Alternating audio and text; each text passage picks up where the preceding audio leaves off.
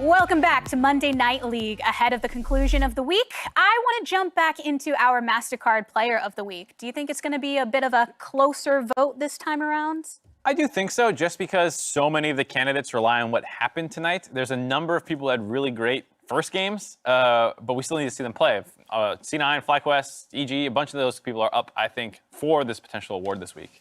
Yeah, so I'm kind of excited what's going to happen. I am predicting a lot of Cloud9 members because for some reason they're not losing, so it's hard not to think that they're just amazing. Then let's get into those Cloud9 members. First up on the block, it's going to be Nisqy, because he even said in his interview that he believes he is the top mid laner currently within the LCS. Yeah, I mean, yeah. You got it. I got it. You got He it. is the most selfless mid laner I think I've seen in the league. His CSD, if you look at it, it's not that impressive, but he is all over the map. He's pressuring every lane. He's getting kills for them. He is so proactive that he enables the rest of the team to have those insane numbers. Like, Licorice's CSD is like 17. And it's not just because Licorice is, pub stomping kids in top lane. It's because the rest of the team plays so well. Yeah, and his mid laner is everywhere. And the problem with Nisqy is, like, you'll see players try to emulate this style where they're moving around a lot or they're, like, sacrificing their lane, and then they get back to their lane and they get just destroyed. They can't hold up 1v1 because they lost a wave, lost CS, whatever. Nisqy's leaving and then coming back, and he's just fine. He's not getting dominated. Sure, the other mid laner will have a CS lead on him, but it's not like he's never in an unrecoverable position in his lane, but he makes other lanes, like, impossible to play. Like, I don't want to play bot against that guy. He's going to mess with my CS numbers. Not me. I was actually listening back to some of the in-game comms that Cloud9 specifically was releasing with their content too, and he's very active during it, has a lot to offer within the role. So if we're going to shift over to Sven, who is also up for MasterCard Player of the Week once again, what do you think he has to offer, considering he has kind of a different tone when it comes to the actual gameplay? I mean, I don't know what this guy doesn't have to offer. He's insane, hasn't died yet. This was the most important thing. You always hear AD carry players talk about, you are the DPS, you can't die. He's only died once all split long, so he's obviously doing that job well. He's still playing aggressive, which I think is really important, keeping his DPM up.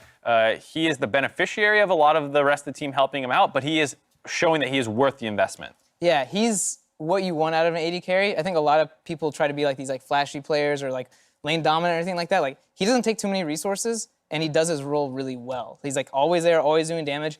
And for some reason in his last match, he just put like stealth on himself and was able to walk through team fights and no one noticed he's hitting everyone. So he has some kind of special ability he's been pulling out really well this split. Our next player is coming out of stealth and into the spotlight. I think for the first time we're discussing them as a MasterCard potential player, and that's Ignar. He's had a number of good weeks. We saw his Blitzcrank, his Leona. Everyone kind of is starting to acknowledge him as the leader in a lot of ways of the FlyQuest roster. It seems like he is what they key off of. 100% kill participation. Yuumi, that sounds like. Yeah, he had the Yuumi pick against that long game against TSM. He had a lot of really nice heals, keep people alive, speeding up PoE so he could actually make plays. And so Ignar is someone to keep our eye on.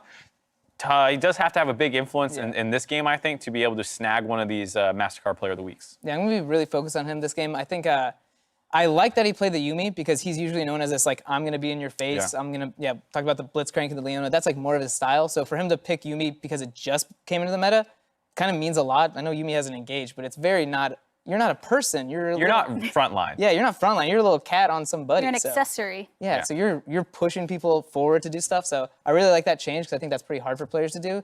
So I think he has a lot of talent. I'm kind of excited to see how he plays. The first three players we still have to see within a game. Our next two, we have already seen the entirety of their week. The first one being FBI. I mean, FBI did a really great job of making Aphelios look super broken.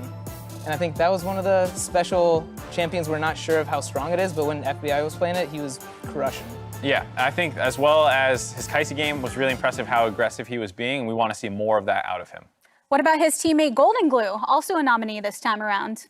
I think Golden Glue's been solid. Ringing endorsement. I'm going to be saying I think FBI has been much more like pivotal in their wins. I think Golden Glue's been performing pretty well, but to me he hasn't stood out as like the guy that's making them win right now. His Cassiopeia game I thought was really good. It wasn't standout. He did have a couple nice plays, but the Diana game, despite the scoreline not being good, I thought I saw more impressive plays out of in some regards where he was willing to go in and kind of sacrifice himself to set his teammates up.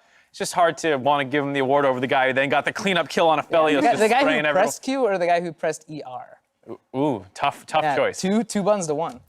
Well, all the nominees are spread out on the table. Do you agree or disagree with us? Make sure you let us know who your Week 4 MasterCard Player of the Week is by tweeting to @MasterCardNexus with who you think deserves the award. But I think it's time to go ahead and talk about our next matchup, because for this, someone in the story meeting said something about the playoff bar and this being kind of for it, but it seems a little muddy now.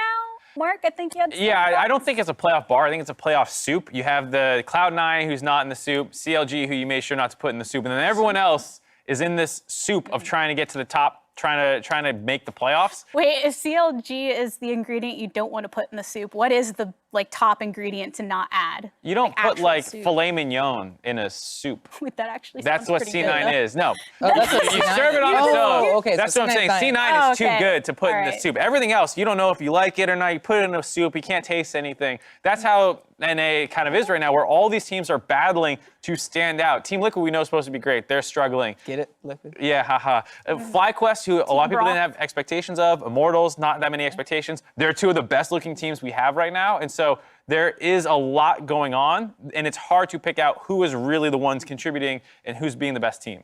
So who's the crouton? That's what you take out of the soup first?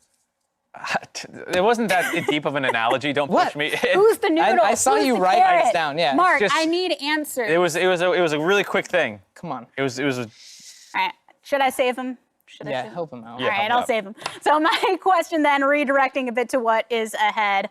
FlyQuest getting a win over TSM. Why was that important to their matches? Ooh, that TSM is one of the teams that we were hyping up, and they're pretty much on the top of the standings right now. So being able to beat them now means that's one of your opponents where if you get into a tiebreak situation for playoffs, they can actually break that. Or even if it's going into top 4, Right. like they can start breaking it. So winning against TSM was really important, and today's win is against another playoff team. So both these games this weekend for FlyQuest are really important for them.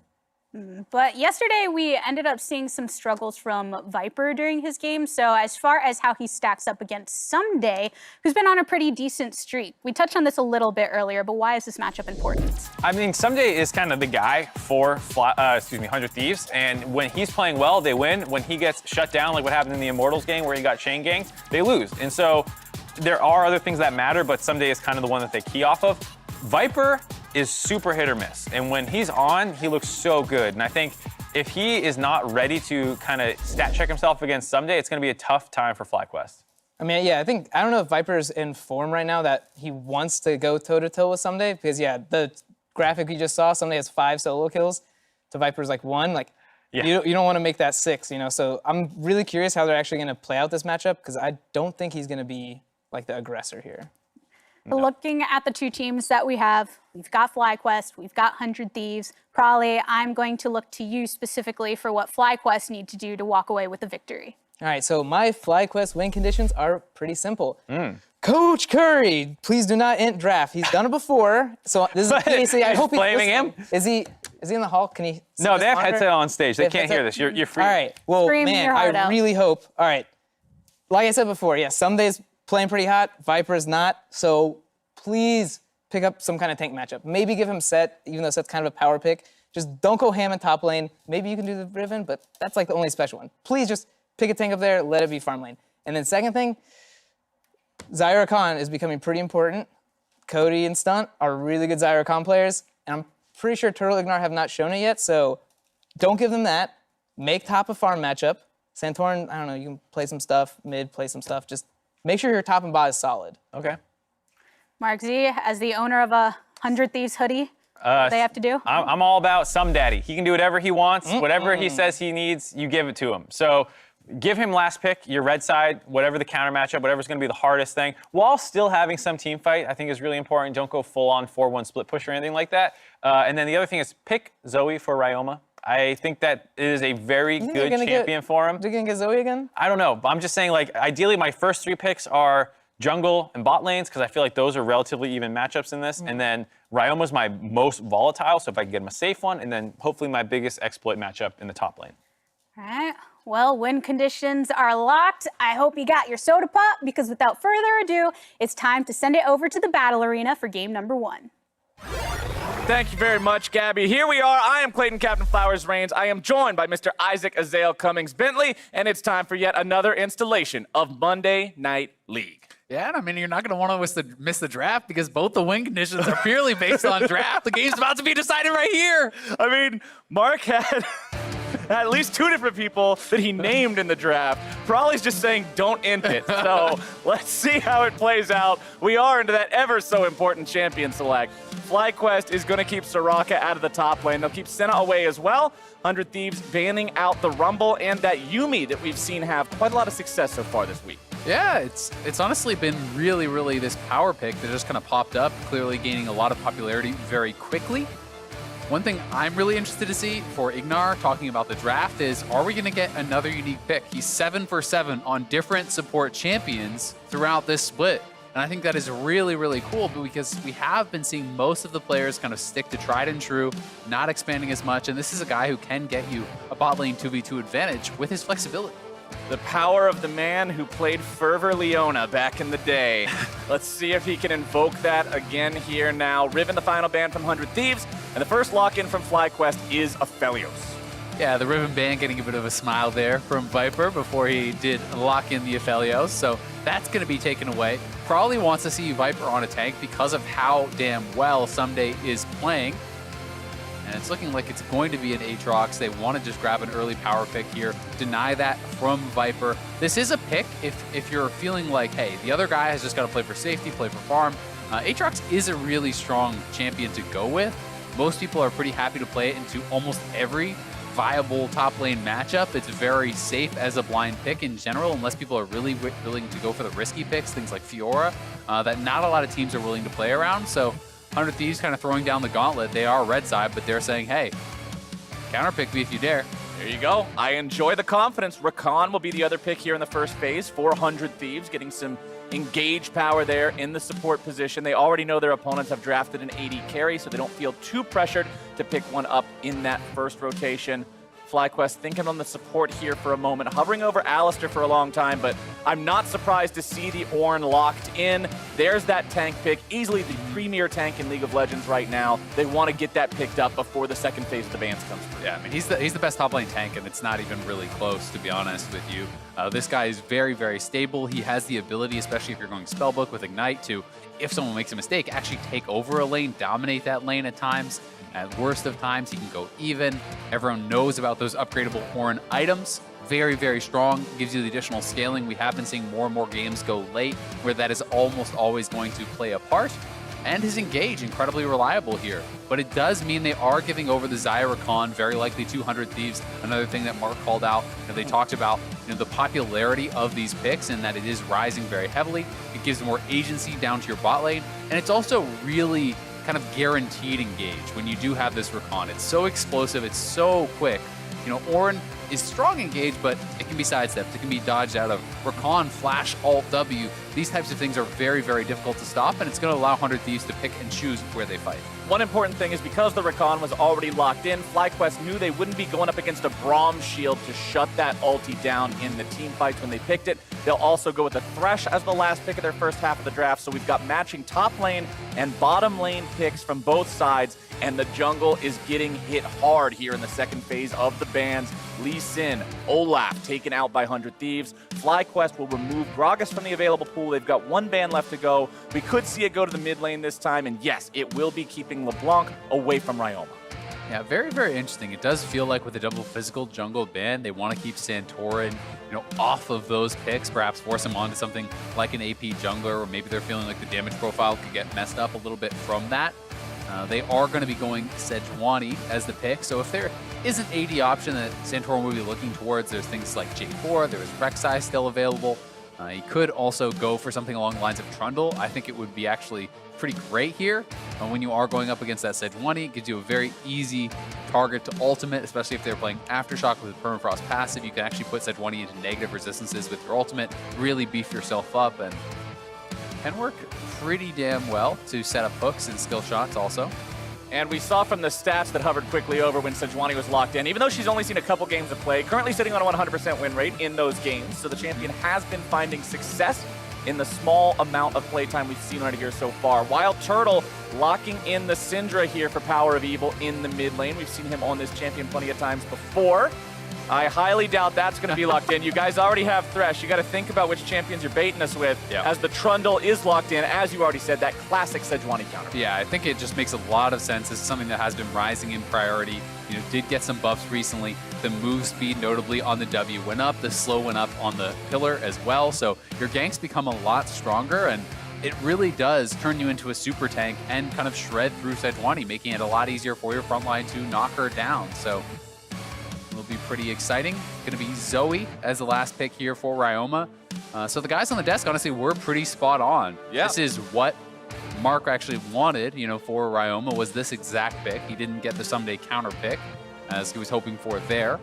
But things going pretty expected. And I've got to say, it does not feel like FlyQuest entered the draft. No, FlyQuest ended up with two of the most powerful picks in the current game in Ornn and Aphelios. They ended up with a jungle counter pick in Trundle going into Sejuani. They put Power of Evil on a champion that's very much in line with the way we usually see Power of Evil to play League of Legends. It seems like it makes sense. Yeah, it does make a lot of sense. I think Syndra can match up pretty well into the Zoe there too. There is the ability, if you do get ahead, to threaten kind of that lethal combo over onto Ryoma. But Ryoma has been solid on the Zoe. For him, it's been less about lane dominance and more about finding good angles for poke in the later stages of the game, while he's kind of giving over a lot of the farm throughout the mid game to his teammates. I do think for 100 Thieves, though, you're feeling pretty happy overall there too. Aatrox for Someday, always going to be a valuable pick come team fight time. Someday has been performing really well overall, though his laning stats have not been good. And you do have Cody-san on the late game insurance, right? This is a guy who's always been incredible at team fighting, who's been great in those late game stages. So Zyra Khan for Cody-san and Stunt could spell good things for 100 Thieves. Top lane's going to be fun to watch too, because you've got one of the most iconic names in Someday going up against Viper, who, for those who weren't familiar with him back in the day when he was climbing up through the ranks, was a Riven 1 trick, has since donned the mantle of many champions, made it into professional play. And so now it's kind of fun because you get to say, all right, here's a guy who's known for carry performances. This game, the team has said, we need you to be a role player. Your job is to be Ornn, sit under the turret, eat some Aatrox Qs, and farm up, sound the horn when the team fights come. I want to see if he can get big value ultimates, because the difference between an Ornn that farms up okay, and yeah, he's really tanky, and an Ornn that wins you the game is the guy who finds those ultis that knock up so many different people at once. There's nothing on the side of 100 Thieves to negate his ability to do that. No wind walls, no Braum shields. I want to see those hit home. Yeah, just going to be about the avoidance. It's going to be about Xayah timing the ultimate well. Rakan utilizing shield to jump out of the way. It's going to be more about their dodging of a skill shot. But I agree. I do think it's a game that Ornn can be very, very successful. Ornn is totally a strong matchup into the Aatrox. You don't have to worry about that. And we could see a very successful game for Viper. Looking at the keystones here as we load in, you've got Aftershock for the Thresh, you got Guardian on Rakan. Press the attack of Aphelios. Mid lane, it's Syndra running a phase rush for the extra movement speed bonus, not any extra damage particularly going to be coming out of that one. And that spellbook top for Ornn that is pretty standard these days, giving him the power to, like you said, swap in things like an Ignite or a Barrier when when Teleport is on cooldown to make it so he's much more effective in combat. Yeah, and especially, in conjunction with your jungler, if you do have Ignite, that all of a sudden can give you a lot more kill threat, reducing the healing from Aatrox, these champions that can have a tremendous amount of self-healing. Having that negation from the Ignite does matter a tremendous amount. It's also worth noting, Power of Evil coming off his Syndra performance yesterday, 8-2-8 versus TSM, was a key member in getting them their win yesterday. So looking for back-to-back big Syndra performances here. Love to see it, and let's see how the teams are going to get things started as it's red buff beginning for each side here. Santorin will go straight from his red over towards his blue. Meteo's going to take the extra time to clear out the Krugs. Sejuani does have an easier time dealing with multiple target camps than Trundle does, but Santorin has made his way towards mid lane here. It's level 2, however, the stun not connecting from PoE means Santorin won't get anything there. I think that was pretty poorly done, honestly, by FlyQuest. It felt like there was a little bit of hesitation. Santorin came over. He wanted PoE to be level 2, but why not use the pillar to set up for the skill shot? Yeah. The pillar with the slow there allows for such an easy scatter the weak, where you're very likely going to be forcing out a summoner or something to actually dodge that, or it's going to land. So I would have liked to see PoE hold on to that, allow the pillar to come down for the slow, and then try to connect with that scatter. Well, one person that's not disappointed with the less than fantastic execution there is definitely Ryoma, hanging out still here in the mid lane. Didn't have to even pop a potion charge on it, as Meteos full clears his top side of the jungle, and now we'll finally see him heading towards that blue buff. Yeah, something else worth noting is that a lot of Sejuani players do actually like to go fleet footwork instead of Aftershock, specifically when they are against the Trundle. Because of how this rune can really work against you come teamfight time, it is not by any means like a terrible choice or anything like that. It's just the trade-off, right? You get a little less tanky when you are in these skirmishes or when Trundle's not there, or Trundle doesn't have the ultimate. But come teamfight time, you proc Aftershock, you have your passive, you're stealing resistances based on that current amount of armor and MR that you have. It's snapshotted. Exactly. So, you know, that can be really, really punishing for the Sejuani, and we'll see how well Santorin's going to be able to time that, and if it comes back to bite Meteos a little bit. One thing I also should point out, Power of Evil is running with the cleanse this game on the Syndra. Almost mandatory when you have an enemy jungler like a Sejuani that does have the ability to show up and pretty much guarantee your death with a successful CC hit. Let's see if Santorin can make anything happen down here on the bottom half of the map. Doesn't look like it. And we all know how punishing Zoe can be, right? You know, in mid-game, one sleep lands on you, and sometimes you just die, right? It feels like you can be dodging everything the entire game. Cleanse is going to take away the potential of that, as long as you have that summoner available. Sure, maybe you lose it, but potentially save your life. Someday is going to get very familiar with the view that he's experiencing right now, having that lane completely shoved up, doing what he wants. The bottom side, it's going to turn into a 3 versus 2 now as Santorin makes his way into the fight. 100 Thieves winning it early, but Stunt gets taken very low. Santorin's presence there got FlyQuest out of a tough spot. Good flash engage from Ignar, though. You know, he went forward with that flash flay. They do get both the flashes off Cody-san and Stunt. Yes, it costs both the summoners there from Ignar, but potential for a regank is pretty high. Ignar also going to have to be cognizant of that. Will need to play a little bit more defensively, perhaps acting like a little bit of a lantern bot for Turtle, who does have the summoners, because you can go for that thresh. The combat summoners are still up and available for Stunt, right? He still has that ignite, and if Meteos comes in and you're a flashless thresh who's pushed up, you're going to be toast. Cody-san will farm up this wave underneath the turret. It did also afford Turtle and Ignar the opportunity to go back to base, shop with the CS lead that they had, really use the state of the lane to their advantage. You can see Turtle going to go ahead, go for the full Berserker's Greaves. It'll help him get the movement speed he needs to avoid not only engages from Stunt, but also Meteos should he come to gank. So we'll see how well that pays off for him. It also kind of signifies, you know, that he just wants to look for the push. Attack speed very valuable in that regard. This is something that is really well known as a strategy. Reckless loves to do this. He's almost constantly going for it, but a good hook. Lantern comes in. Ignar making moves yet again, setting things up, but 100 Thieves are here on the counterattack. Power of Evil getting away. Needs one more stack before that Sejuani stun would be ready, and manages to avoid it. Yeah, he's going to get out of there. Cost Someday his TP, so Someday pretty eager to try to get involved in the action. Wanted to get a lane. They're going back in. Ignar time and time again with these hooks. Well done from FlyQuest. Looking to get the last bit of damage. Viper's looking for it, but Meteos will barely survive. Meteos just barely getting out of there. That was so close. Looked like he was going to go down for sure. Pretty back and forth trade. It does cost Meteos his flash. It was a couple great hooks from Ignar, but Santorin did trade his flash, and you know, that was a lot used on both sides. I believe both top laners expended teleport.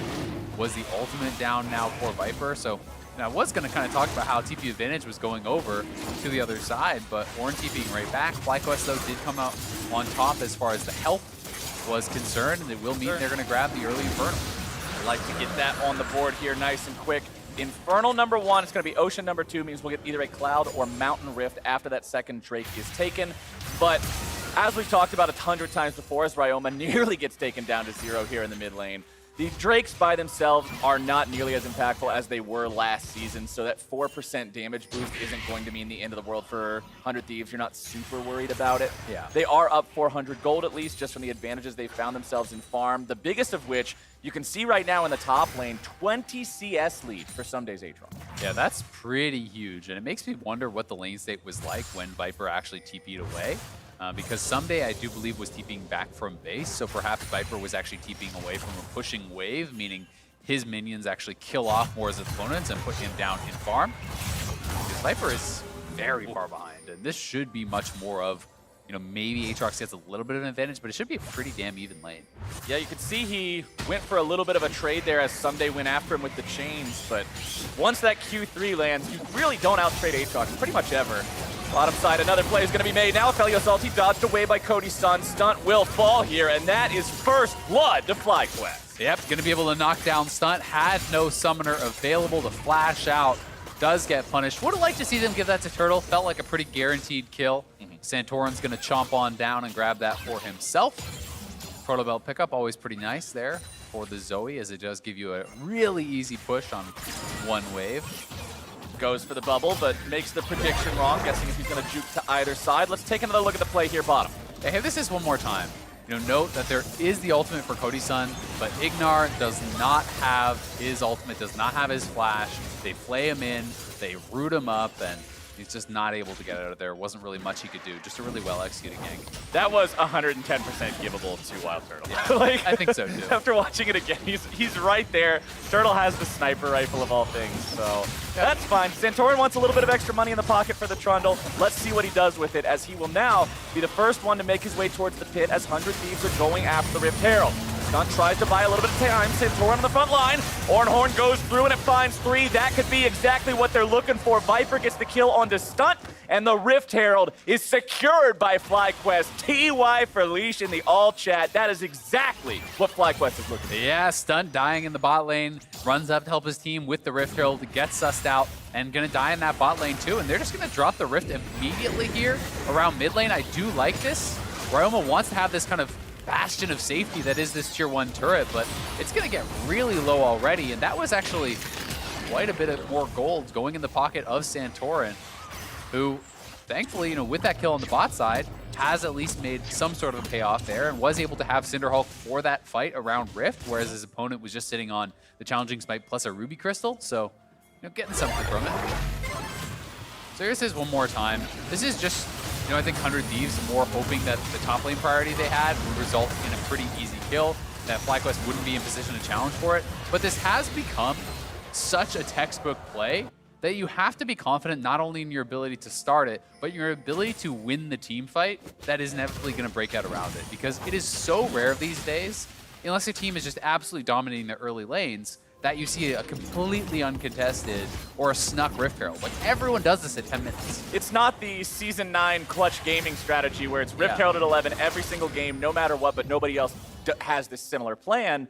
This is the meta. This is how teams want to play. This is the plan. This is everyone's plan. Yeah, it literally just comes with an instruction manual to play League of Legends. Forget early Drakes, get the Rift Herald instead, transition to Drakes later. It's what all the teams have adopted.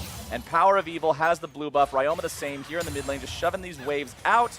Power of Evil, slightly more farm than his opponent, but it is just ever so slight as Meteos tries to steal this chicken camp away. He is behind Santorin. Santorin with kill and assist so far on the side of FlyQuest. Meteos, nothing on the board here just yet with this Sejuani. But remember, Sejuani, not exactly a champion that's going to fall off if you don't make something happen early on. He'll be just fine as the game progresses. But he will have to watch out. Santorin ulting him in that Rift Herald fight was pretty big for FlyQuest getting the win like they did. Yeah, it really is. I mean, it's a huge swing in terms of power of frontline, right? Because all of a sudden, Trundle can just go frontline versus frontline. You can have Aphelios just hitting that Sejuani where normally you would be so incredibly tanky. You get ulted up, Trundle becomes incredibly tanky, applies, press the attack for the bonus damage amp for your teammates, and you're able to really get a lot done there. Nice damage coming out from Power of Evil there mid lane, using the ulti once again just to gain lane control and force Ryoma to be aware of the fact that Ignar and Santorin could potentially make this dive happen. Ryoma will not be able to secure lane priority, but Meteos has once again found his way into a fight he does not want. Ignar there on the front line right next to Santorin, but it's going to be Stunt, who's in some trouble. Barely walking away now. Ornn ulti not going to get much of anything. Somehow, Stunt has survived, and FlyQuest will not get their kill. Yeah, Stunt does get out, but again, that's a pretty expensive fight for them. They're going to lose the Dragon. They lost Flash off Meteos. They lost TP and Flash off of Someday. So they're getting bullied out. Just a good setup, honestly, by Santorin and Ignar. They were looking for a potential mid lane dive. Oh, that was close. Flash Real for both close. mid laners there as Power of Evil nearly finishes off Ryoma. That's 2 Drakes now for FlyQuest. Mountain Soul spawning this game. And remember the bonus that you get from stacking Mountain Drakes is increased armor and MR, which is very nice for the big tanks on both of these teams. Yeah, and it's going to be even better, I think, for FlyQuest when you consider there's 3 people that are probably going to be stacking quite a bit of resistances. The Thresh, the Trundle, and especially the Ornn, who you really think is going to have a lot of that. I will be pretty happy about that spawn. And one thing that's interesting, part of the conversation that I like about tank itemization is, yes, you have split damage on the side of 100 Thieves right now, but pretty much the only meaningful AP damage you'll be taking is Ryoma's Zoe. So you can see Viper's just like, well, I'm laning against an AD champion. The big threats are mostly going to be AD in terms of DPS. If I get enough health, which remember the upgraded Sunfire keeps is 750, Zoe's never going to kill you anyway. Yeah, that's the thing, right? If you don't have a consistent DPS frontline killer type of mage, if you don't have like a Cassio or an Ori who's going to be able to do a lot of consistent damage to those tanks, you can get away with just stacking armor and building health. Things like Warmogs become incredibly effective. You can just build up something like that and have that player step forward and intentionally tank a lot of the poke coming out from Zoe. And we often will see the Ornns go for an Abyssal Mask second. It does a great job of amplifying him and his allies' damage, as well as being a huge bonus in terms of the cost effectiveness of the upgrade. So I wouldn't be surprised to see that come out, but I expect some armor stacking continuing as the game goes on. Yeah, overall it's going to be mostly armor, you would think for sure. The Abyssal is a ridiculously efficient upgrade as they're going to look for a dive here. Here it goes. Someday and Meteos going in together. The Viper is buying as much time as he can. Very well played from Viper. He's got one and waves goodbye to the other. Someday coming back yet again, but the horn has been sounded and Viper has outplayed 1v2. Yeah, he slammed them. I'm not really sure why they thought that would be such an easy dive to go for. It's 2v1, yeah, but that is a full HP Ornn under his own turret. Gets the easy double knockup, and like you said, just straight up outplayed them.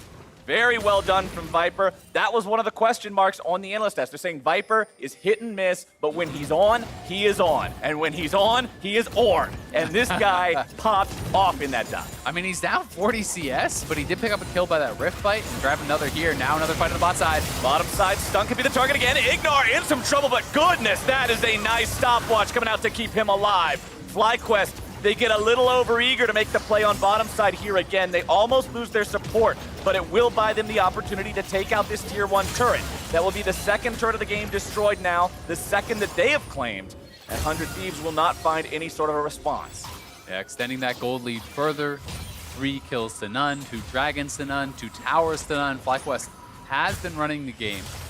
100 Thieves still in it, largely in part to some good farming. Their main advantage is kind of on that top side, though, with the kill gold going over to Viper. It's not going to mean too much, and here we have this one more time. Looking for the dive. This is a full HP Ornn, though, and he bides his time. He does the searing charge on the turret, gets the knockup on both members right around him, flashes over, applying that brittle with his W for the big clap, and then the ulti is there and pushes Someday away. Very well played by Viper.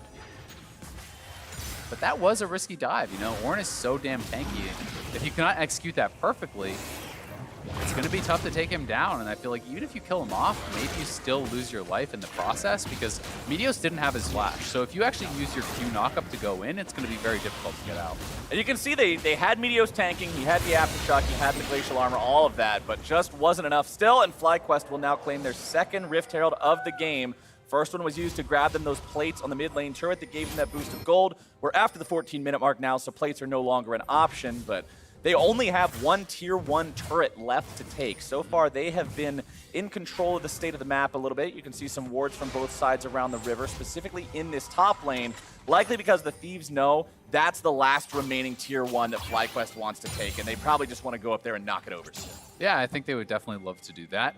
We also may see them go down towards the bot side. Dragon is going to be spawning here for FlyQuest, so I think you want to keep stacking as much as you can, 15 or so seconds. So they need to be moving in together. If they're not going to be keeping down Viper, he needs to be making that rotation because he is pretty late on this play, right? And he's actually sitting back on his tower, so it looks like they're going to go for the TP.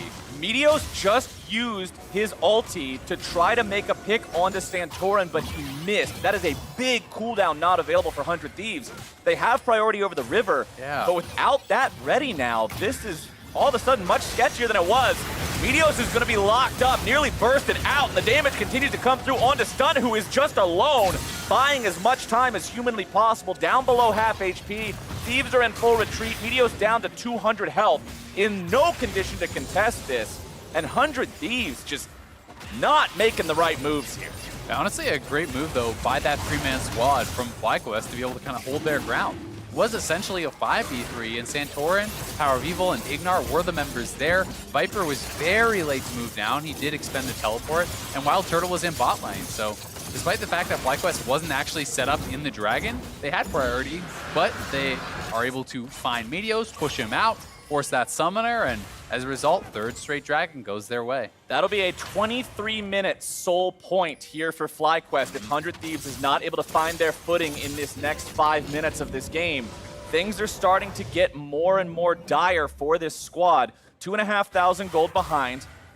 Fortunately, Viper is still only level 11, so the Ornn items have not been crafted yet. Remember, when Ornn is in the game, the gold difference can be very deceptive because of the amount of value and pure stats that he adds to his team.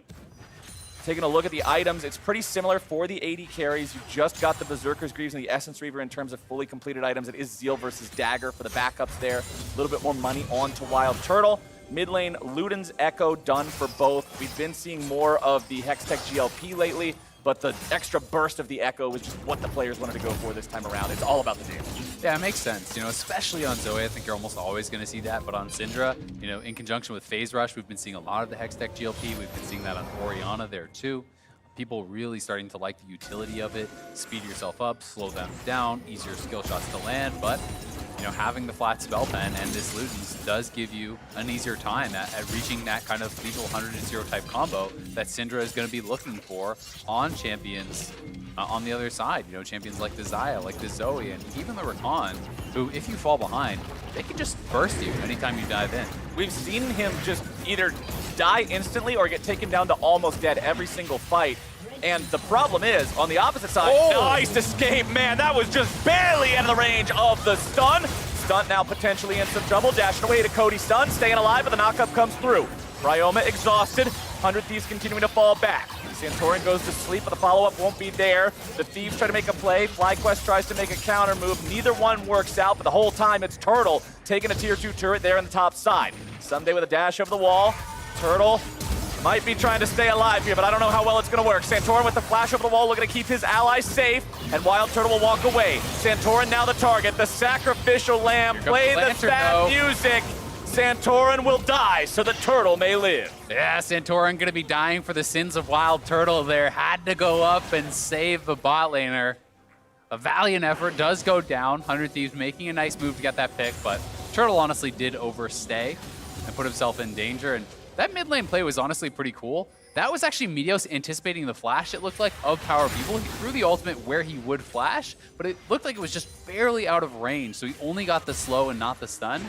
But pretty slick play from Meteos, and very close to being really cool. As I take another look. Oh, no, it's going to be the top side. Okay. So this is Turtle just overstaying. He honestly wanted to push it out. He wanted to be able to grab that tower, get all the additional gold for himself. Santorin does flash up to try to assist him, but with everyone from 100 Thieves getting here faster, only reason you're dropping that stopwatch is because Ignar is almost here, and you're praying that Thresh can get in range for the Miracle Lantern and get you out. At least it wasn't just both of them dying, though, but it does cost Santorin his flash and his life, as well as Turtle his flash to get him out. Speaking of stopwatches, worth pointing out, Ignar has completed the Gargoyle's Stone Plate now. This is the single most powerful item on tanky supports right now in League of Legends. Literally everyone that is not an enchanter is rushing this thing these days. Provides an incredible amount of durability in the fights. You can see Stunt not going for that, instead taking a different approach so that Rakan will continue to be squishy. But if Ignar sees the opportunity to land a hook and go in, blowing him up as a counterattack is not going to be nearly as easy for Thieves as it is for FlyQuest to do that to Stunt. Yeah, it becomes incredibly difficult, and it is super popular because it's a very low-risk item. You know, you just press the button, you're pretty much always going to get value. It's very easy, whereas, you know, Knight's Vow, Zeke's, those are kind of the other options that we sometimes see these guys go for, and it's giving up your own tankiness with the hope that your marksman player is going to get a lot more out of that. You know, the assist is going to kind of make up for your lack of tankiness. Another big team fight item has come through. Turtle with the completed Runaan's Hurricane means the next fight, that item has so much synergy with Aphelios because of the fact that all the guns have some sort of an on-hit effect that then gets duplicated. Also worth noting, Meteos is working on the ingredients for the Warmogs, but with the usual setup for Sejuani players with Runes and Masteries, you need to be level 12 for a Cinder Hulk and a Warmogs to give you the Warmogs passive healing. He is only level 10, and Drake is spawning in 15 seconds. So Meteos and the rest of 100 Thieves now have a very difficult task ahead of them. FlyQuest have control over this bottom half of the river. They have control over the Drake pit, and we'll see if they can secure themselves this Earth Soul this early into the game. Meteos has been caught, and he is out of there. That is the Drake going over to the side of FlyQuest. Ignar, time and time again this game, the hooks are making the plays happen. Yeah, he has been on point, and honestly, this is how the last one probably should have looked too. FlyQuest has been in the advantage the entire game. This time they are to the dragon faster. They are set up well in advance of it spawning, and as a result, they are rewarded with a pick and a very early soul with a team comp that scales incredibly well. They have answers for the front line. They have the Ornn upgrades coming through. And they have a 23-minute soul, so it really feels like now for FlyQuest, the question is how quickly, how cleanly can you close this game? Because you should not be losing from here. Right, and this is a team that, remember, already beat TSM earlier this week when the TSM hype train was just starting to leave the station. People were saying, oh, this is the second best team behind Cloud9. This is a team that's really coming together now. The first couple of weeks were rough, but then FlyQuest beat them. Yes, it was a battle to beat them, but FlyQuest got the win. So if they can grab themselves another win here, yes, 100 Thieves isn't at the same level TSM is right now, but if you do this and do it very cleanly, it's very promising going forward. It really is, right? And it shows that some of that promise that FlyQuest was showing earlier in this split is real, right? You know, they had a great start alongside Dignitas, and then both teams had a bit of a stumble, and now FlyQuest looking for another 2-0 week to prove that, no, that their level is that high, right? They had a little bit of a stumble, but they can compete near the top. Moving themselves to 5 wins would actually put them ahead of TSM in the standings, and up, I believe, you know, right around Immortals for second, third. Worth noting, Meteos now has the Warmogs completed, but as I said earlier, he does not have the total health pool to trigger the Warmog's heart just yet. He's at a little over 2,800, so if he can get to level 11 and buy himself another Ruby Crystal, he should have that healing to deal with some of the poke that could come out from the side of FlyQuest and the carries of Turtle and Power of Evil. You can see the comparison of the levels there. Power of Evil, the highest level in the game, just now hitting 15. And once he gets one more, that ultimate execute potential. Look at these two right here. Level 8, level 15. If you're this guy, you do not want to be running into the other guy. I'm pretty sure Syndra hits QR with that level difference. Stunt just dies. You do, man. You get so much value out of each level. The additional stats that it brings means he is going to be incredibly squishy when he is that far behind as far as the levels do go. And that's one of the difficulties with Recon. When you are not going for a Stoneplate, when you're going for a squishier build and you get behind, you can get lit up. Here comes Cody's son after Viper, but man, he hit him with about 6 auto attacks and the Mountain Shield fell. So not exactly a threat onto a man who has Ornn upgraded Iceborne and Ornn upgraded Sunfire. Back to what we were talking about, stacking armor items earlier on this game. Ranged minions can come out of the jungle like that? Where'd that come from? Oh, that's a fancy new skin. I didn't know the minions could throw feathers like that. Not a spot where you need your AD carry to be hitting that frontliner, because it's not like you're going to have any other choice in the team fight. That Ornn's going to be right up in your face, and you've got to deal with it. Cody's son needs some more items before that'll ever be the reality, but FlyQuest do not want to allow that time to scale. Power of Evil, Turtle, and Santorin all pushing up mid here. Ignar standing by with a lantern just in case 100 Thieves try to engage. Meteos engages have not been where FlyQuest, or excuse me, they've been exactly where FlyQuest wants to see them, but 100 Thieves, it was a miss in the jungle and then coming up just short there in the mid lane. And without those Sejuani ultis making the connect, it's really hard for Thieves to fight on their own terms. Viper takes the tier 2 turret in the bottom side. That's a 5-to-1 turret count now, 4,000 gold lead. Mid lane tier 2 falls now, 6-to-1 turret count. Power of Evil doing a lot of burst onto Ryoma, who pops the heal to stay alive. I mean, it's really tough because I think a lot of the onus, you know, you mentioned Meteos, but also Ryoma, right? He's got to be poking people down. You're never going to win a straight-up 5v5 fight where you both engage at full health from this point, unless FlyQuest has numerous mistakes throughout that fight. So all of a sudden, it becomes Ryoma's job to poke people low, to be able to get them chunked out before you engage. But there's 3 big frontliners who can just stand and tank all of your damage coming out and not really worry about it. The Mountain Soul procs, Thresh, Trundle, Ornn, any of them can stand there and soak that for Syndra or for Aphelios, which makes Ryoma's job incredibly hard.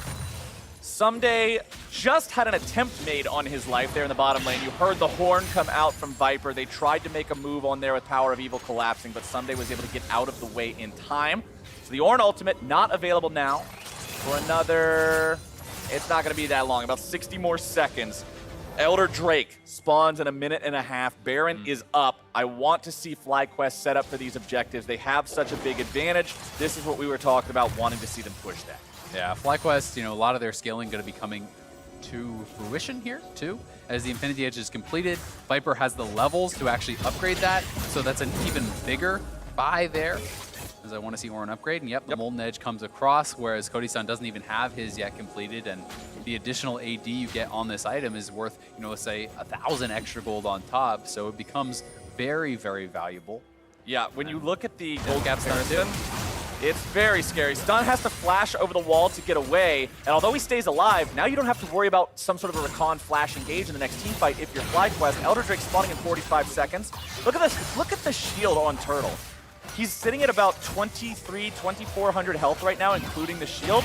Makes him a lot harder to burst than you would want him to be if you're 100 Thieves. Yeah. Santorin there on the front line, looking for the opportunity to pillar Ryoma, but won't quite be able to close the distance. I mean, he has overheal. When you have that red gun, you can also get an additional shield. That was a full Zoe Q that didn't break the shield on the carry. That is disastrous. As the Ornn Horn comes through, Meteos is thrown up into the air. They're still looking to go after Ryoma, and he will fall. Santorin takes that. And that means that FlyQuest now has a 5v4. And what is this, Mr. Azale? We've got minions in the mid lane as well, just in time.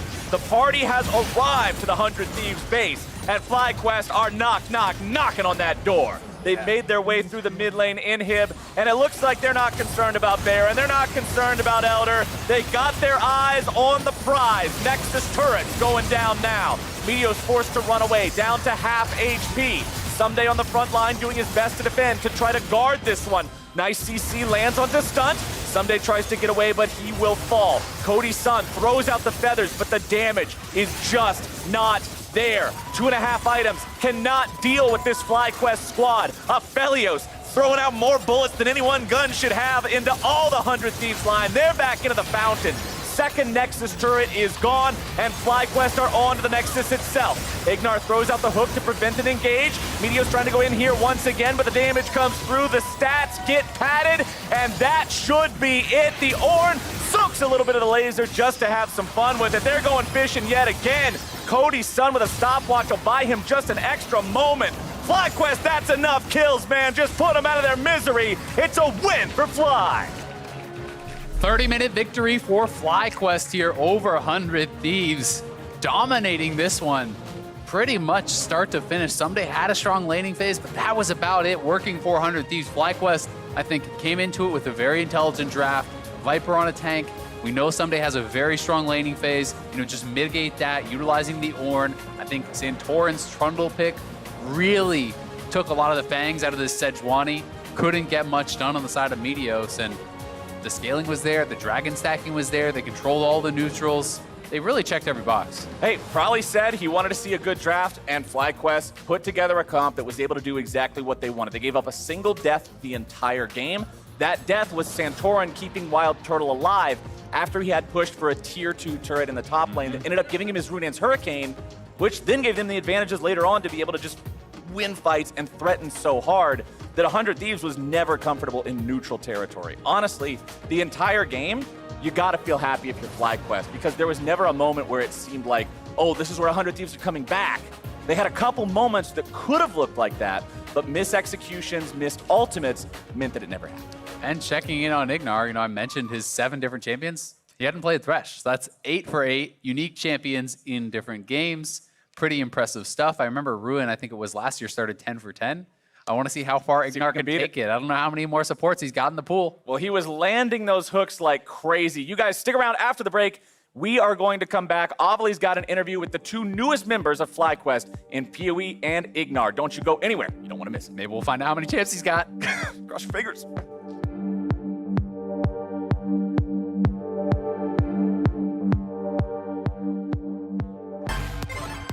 Hey everyone, and welcome back to Monday Night League. I've got with me the victorious FlyQuest members. We have Power of Treeville and Twignar joining me after their victory against 100 Thieves. Guys, 2-0 week for the team, and especially after a winless week 3. So tell me about how you were able to bounce back. Well, the 0-2 week was, I think, really eye-opening that we still have a lot of stuff to improve on. We did a lot of early game mistakes, and we clearly just, as soon as we lost, we just hard lost. It wasn't even close. So I think we really worked on how to get vision when we're behind, how to get vision around mid lane, or how do we get vision if one lane is really behind. And I feel like we showed this week that we improved on it. I think we still need to improve on it a lot, but we definitely did it better than before.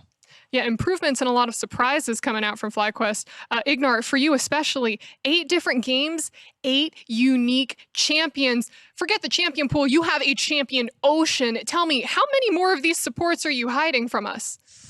I mean, I can play just everything if I think it's good. So even without so much practice, I think, because I have my confidence at my mechanics. And then, so I think I just have more than 5, I think. So I can just play whatever I want, yeah. That's pretty smart. Now, I know we've seen a lot of support champions go top. Since you're the expert at these unique picks, any top laners becoming support champions? Like Rumble? The Rumble support? Yeah, I can. Can we confirm this? No. I mean, I can just play Rumble support because when I play top, my main champion is Rumble, so it's really easy for me. Okay, I'm very excited to see that pick now. You have me and probably a lot of the fans excited. But something else that fans were kind of excited for, and maybe people who followed EU LCS at the time, was seeing you two reunite, the Misfit members reunite on FlyQuest. So Power of Evil, starting with you first, tell me about that moment. When did you find out that you would be playing together again? Well, it was a big reason for me to join FlyQuest because I already knew Ignas going to FlyQuest, and that was definitely a big reason for me to join. I was really excited and thrilled to be playing with him again. I think he's a great support. I feel like we had really great synergy on Misfits, and I feel like even in the games right now where we're winning, I feel like we are really good at playing together and knowing. I feel like we just know what the other one wants to do, and I feel like it really shows on the LCS games that we didn't really need this I would say this moment yet where it just clicks. I feel like we just already had that from 2 years ago. Oh, that's so great. So did you go to your coaches and be like, we need PoE? Or how did you find out that PoE was joining the team? I mean, to be honest, for me, after the Misfits year, I wanted to play together. I just always thinking, if I go Western team, I just want to play together. But this guy is so famous, so it's yeah, compared to me, so it's hard to play with. But this year, maybe I couldn't make it, so I just make it. Hey, I mean, after all of your different support picks, I'm pretty sure that you are going to be climbing the ladder of fame for supports. But this is so nice. So what else excited you about coming to LCS? Obviously playing with a friend, but what else? Was it FlyQuest or was it the scene in general? Just excited me thing was, I feel like in NA, I don't think so many aggressive support. So I was excited that I can be the one of the best aggressive support like this. So that thing was most excited for me. Are there any other aggressive supports that you maybe want to, I'm trying to think of the nice way to put it, just kind of smack them around? Who's the aggressive support that you want to take down?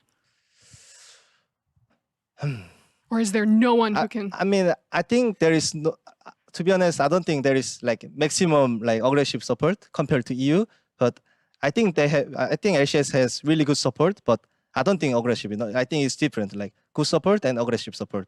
But EU has Hailey Sang, Mickey X, this really good, really aggressive support. So who do you want to own, Ignar? Who do you want to win? Own. What do you mean? Is own? Beat really. Beat, destroy. Beat, destroy. Knock him over. Bifrost? Biofrost? Okay, Biofrost, he's coming for you. Watch out, Vincent. Ignar, final question for you. I was watching through some of FlyQuest's fly vlogs, and I came upon one where you were teaching Turtle how to drive? Tell me about that. I mean, my one of best habit, like I really like habit is drive. So in Korea, I just drive stick car with like just as a fun, not for life.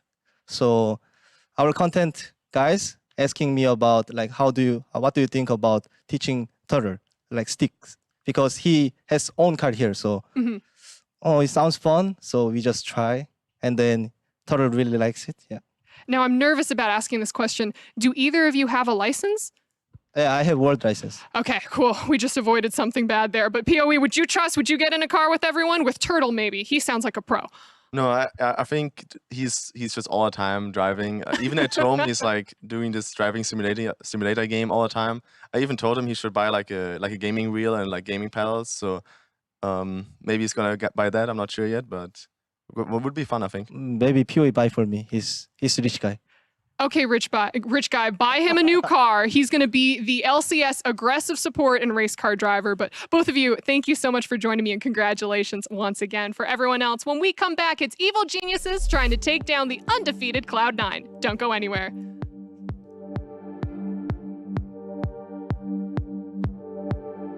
Bottom side, another play is going to be made now. Felio Salty dodged away by Cody's son. Stunt will fall. Here it goes. Someday and Meteo's going in together. But Viper is buying as much time as he can. Very well played from Viper. Wild Turtle will walk away. Santorin now the target. The sacrificial lamb. Play the sad music. That is disastrous. As the Ord Horn comes through, Meteos is thrown up into the air. They're still looking to go after Ryoma, and he will fall. Yeah. Oh, yeah. Trees. Nice. Okay, we can end now. 2 more though. Nice. Let's just end. Don't be too big. Okay.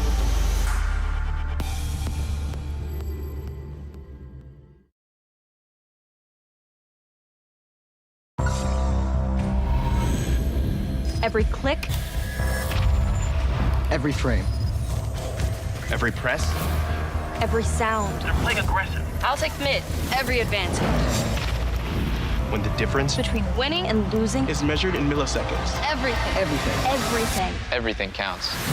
The Alienware Legendary Battle Station.